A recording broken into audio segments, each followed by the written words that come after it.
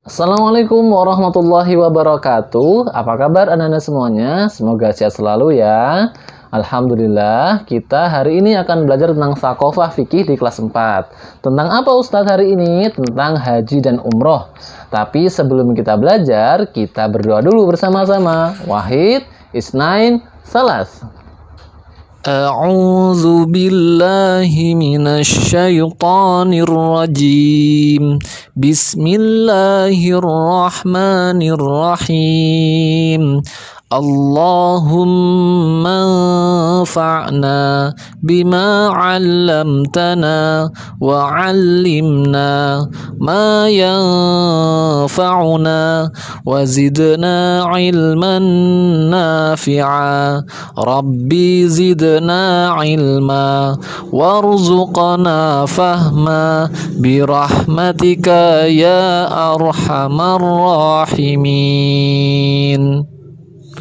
قال الله تعالى اليوم أكملت لكم دينكم وأتممت عليكم نعمتي ورضيت لكم الإسلام دينا.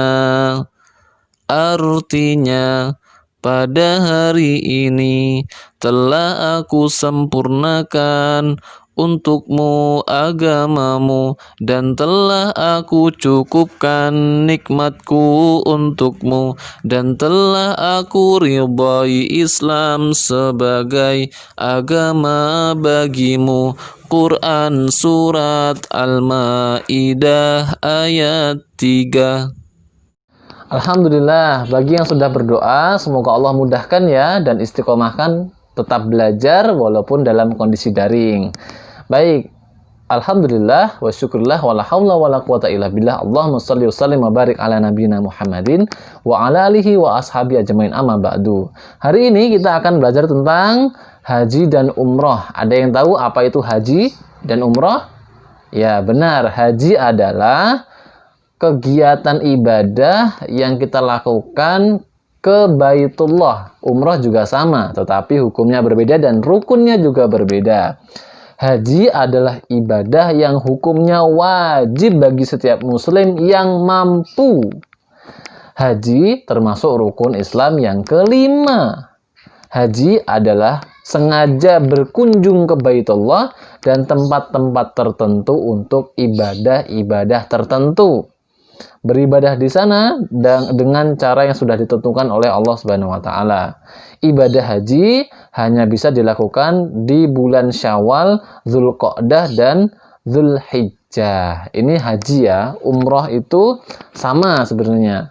Juga ke sana juga, tetapi bedanya kalau umroh bisa dilakukan di setiap bulan apa saja.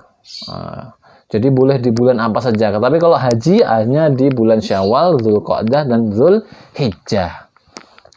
Nah, yang harus difahami adalah ketika berhaji harus tahu rukunnya. Apa itu rukun, Ustadz? Rukun haji adalah kegiatan yang harus dilakukan saat haji. Kalau tidak dilakukan gimana, Ustadz? Kalau tidak dilakukan, batal hajinya, tidak sah. Nah, coba kalau sudah sampai haji di sana, kemudian rukunnya ketinggalan. Nggak sah hajinya, ngulang lagi tahun depan. Waduh, itu rugi banget. Udah jauh-jauh, kendaraannya mahal, naik pesawat, makannya juga mahal. Wah, puluhan juta, ratusan juta bahkan. Tapi sampai sana batal hajinya gara-gara nggak tahu hukumnya. Maka kita harus belajar nih, rukun haji dan hukumnya. Yang pertama, rukun haji adalah ihram. Ihram itu memakai pakaian ihram. Yaitu mulai mengerjakan ibadah haji atau umroh dengan memakai pakaian ihram disertai niat untuk haji atau umroh di miqat. Jadi memakai pakaian umroh beserta niatnya dalam hati ya. Kemudian rukun yang kedua adalah wukuf di Arafah. Wukuf itu apa, Ustadz? Wukuf itu adalah berdiam diri, berzikir dan berdoa, beribadah di Arafah di tanggal 9 Dzulhijjah. Kalau umroh nggak ada wukuf di Arafah. Ini bedanya haji dan umroh. Kalau haji harus ada wukuf di Arafah. Kalau umroh tidak wajib, malah tidak ada. ketentuan untuk wukuf di Arafah. Kemudian yang ketiga adalah tawaf ifadah. Tawaf ifadah adalah mengelilingi Ka'bah sebanyak 7 kali. Dilakukan sesudah melontar jumroh Aqobah pada tanggal 10 Zulhijjah. Ini kalau haji ya. Nah, kalau umrah ya sesuai dengan harinya itu. Yang jelas selesai melontar jumroh Aqobah, maka kita ke Mekah, ke Baitullah untuk tawaf mengelilingi Ka'bah. Setelah tawaf, apa yang dilakukan adalah pergi ke Safa dan Marwah. Untuk ngapain Ustadz? Untuk sa'i. Sa'i itu apa? Sa'i itu berjalan atau berlari-lari kecil di antara Bukit Marwah dan Safa. Sebanyak 7 kali bolak-balik. Dilakukan setelah tawaf ifadah. Tawaf dulu, baru nanti sa'i. Setelah sa'i ngapain Ustadz? Setelah sa'i, kita tahallul. Tahallul itu ngapain Ustadz? Tahallul itu mencukur rambut sedikit saja nggak apa-apa, atau digundulin juga nggak apa-apa. Syaratnya yang penting adalah ada rambut yang yang terpotong minimal 3 helai. Ya, dipotong rambutnya. Maka kan kalau ada orang yang habis umroh atau habis haji itu biasanya botak-botak ya. Itu dipotong. Andai kan nggak sampai botak juga boleh sebenarnya ya. Itu tahallul namanya. Kemudian yang keenam adalah tertib sesuai urutannya, nggak boleh mendahulukan yang satu dengan yang lainnya. Kalau sa'i dulu baru tawaf, itu batal malahan. Nah, maka harus pertama ihram. Kalau haji itu ada wukuf, habis wukuf kemudian tawaf, habis tawaf kemudian sa'i, habis sa'i kemudian tahallul, habis itu selesai. Nah, rukun umrah dan haji itu sama. Bedanya hanya tidak ada wukuf di Arafah untuk umroh. Umroh nggak ada kewajiban wukuf. Nah, keutamaan haji dan umroh itu yang Ustadz berikan ke antum ada 3 ya. Yang pertama adalah untuk sebagai penghapus dosa dan amalan untuk mencapai surga, untuk menuju surga. Karena Rasulullah SAW pernah bersabda, umroh ke umroh adalah penghapus dosa antara keduanya. Ini umroh pertama. Umroh keduanya itu setahun lagi, atau 2 tahun lagi, atau 3 tahun lagi. Maka umroh kedua ini akan menghapuskan dosa di antara umroh ke umroh ini. Dosanya dihapus semuanya. Dan kemudian haji yang mabrur tidak ada pahala baginya selain surga. Maka orang yang sudah haji, yang sudah melakukan haji dengan haji yang mabrur, haji yang diterima oleh Allah, maka pasti masuk surga. Dipastikan sama Allah.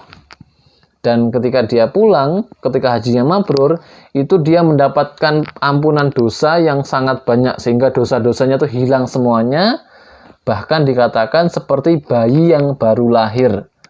Bayi yang baru lahir itu nggak punya dosa sama sekali. Nah, seperti itulah pahalanya atau ganjaran keutamaan yang pertama untuk orang yang haji ataupun umroh. Keutamaan yang kedua apa Ustaz? Tanda bukti keislaman seseorang. Islam itu dibangun atas 5 dasar atau atas 5 pilar. Yang pertama adalah syahadat, yang kedua adalah sholat, yang ketiga adalah puasa, yang keempat zakat, yang kelima haji bagi yang mampu. Orang yang mampu melaksanakan haji atau melaksanakan kelima-limanya, ya, udah syahadat, sholat, puasa, zakat, haji, maka benar dia orang Islam. Benar dia orang Islam. Telah Islamlah dia dengan melakukan 5 itu. Kalau saya nggak mampu haji, gimana saya tetap Islam juga nggak? Tetap, asalkan sholatnya dijaga, puasanya, zakatnya juga dijaga. Kalau haji kan bagi yang mampu, yang punya perbekalan, yang punya uang, yang bisa berangkat ke Baitullah. Nggak semua orang bisa berangkat ke sana, tapi semoga kita bisa ke sana bareng-bareng mendapatkan ampunan dari Allah. Amin. Kita harus punya cita-cita, ya Allah, saya pengen ke Baitullah. Saya pengen haji, ya Allah, saya pengen umrah, ya Allah, kabulkanlah ya Allah. doa setiap hari supaya bisa ke sana. Syukur-syukur bisa ngajak Ustadz. Hehe. Gitu ya. Semoga nanti bisa bareng-bareng ke Baitullah.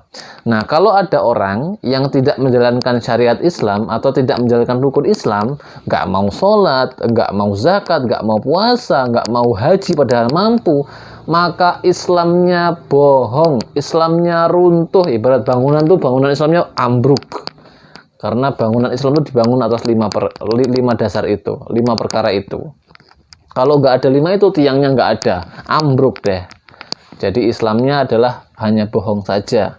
Kalau dia nggak mau sholat, nggak mau haji, padahal dia mampu. Nah, maka yang kedua adalah tanda bukti keislaman seseorang. Yang ketiga, keutamaannya adalah menjalankan sunnah Rasulullah. Karena Rasulullah itu pernah bersabda, khudh anni manasikakum, kata Rasulullah. Ambillah dariku tata cara manasik haji kalian. Jadi kita itu berhaji itu sesuai dengan contoh yang Rasulullah ajarkan. Begitu caranya. Maka ketika kita sudah mengikuti Rasulullah, kita menjalankan sunnahnya Rasulullah. Dan ingat, kata Rasulullah, man ahya sunati ahabbani. Barang siapa yang telah menjalankan sunnah-sunnahku, maka dia mencintaiku. Man ahabbani faqad ma'iyya fil jannah. Kana ma'iyya fil jannah. Barang siapa yang melaksanakan sunnah-sunnahku, maka dia mencintaiku, kata Rasulullah. Dan barang siapa yang mencintaiku, maka dia akan bersamaku di surga. Masya Allah, bisa bareng-bareng sama Rasulullah di surga. Indah banget kan? Maka sebagai seorang muslim, kita harus semangat, harus punya cita-cita untuk ke Baitullah. Jangan ke Singapura, jangan ke Amerika, jangan ke Inggris yang pertama. Harus ke Baitullah yang paling pertama, harus kita tuju kalau ingin keluar negeri ya. Barakallahu fikum. Sampai di sini pelajaran kita, semoga bisa dipahami. Kita tutup sama-sama dengan membaca lafaz hamdalah dan doa penutup majelis. Alhamdulillahirabbil alamin. Subhanakallahumma bihamdika asyhadu an la ilaha illa anta astaghfiruka wa atubu ilaik. Kurang lebih mohon maaf. Wassalamualaikum warahmatullahi wabarakatuh. Bye bye.